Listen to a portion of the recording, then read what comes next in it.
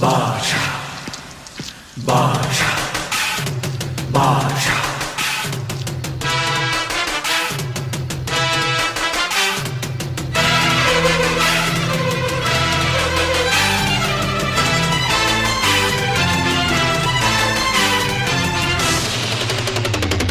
பாஷா